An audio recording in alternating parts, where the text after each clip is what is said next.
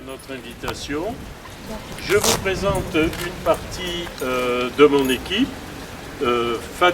Monsieur Fabien Bodino, Madame Claude Blois, Madame Sandrine Ornug, Monsieur Denis Villaert et Madame Julia Negroni.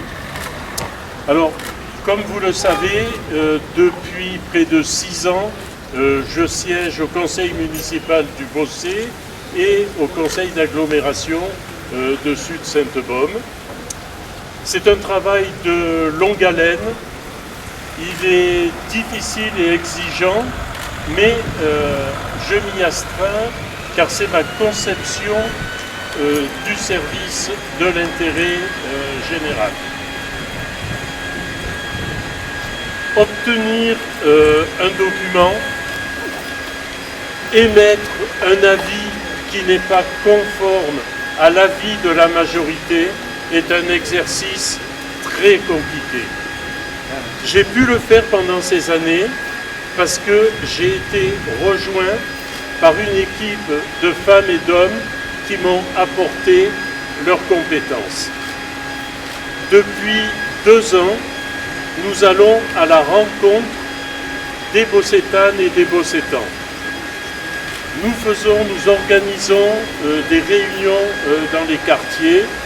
Nous nous sommes rendus compte que les habitants des écarts étaient souvent mal considérés, leurs problèmes peu pris en compte. Nous sommes aussi allés dans les lotissements qui ceinturent le Bossé et nous avons organisé des assises sur le thème « Quel Bossé voulons-nous demain ?»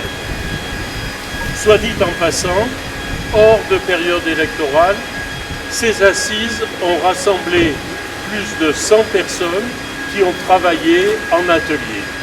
Alors, ces rencontres nous ont alimentés. D'abord, nous ont alimentés en matière de programme, et puis m'ont interpellé, m'ont appris l'humilité devant l'ampleur et la complexité des problèmes à résoudre, mais en même temps la détermination, parce que nous avons eu une manifestation constante de confiance.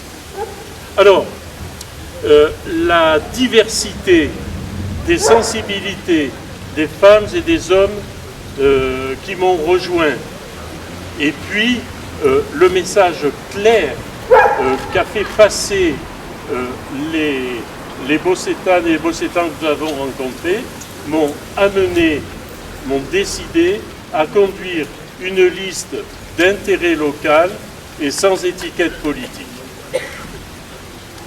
J'ai réuni une liste, soit dit en passant, notre liste est complète et constituée, et nous avons des propositions, des axes forts que nous mettons en avant.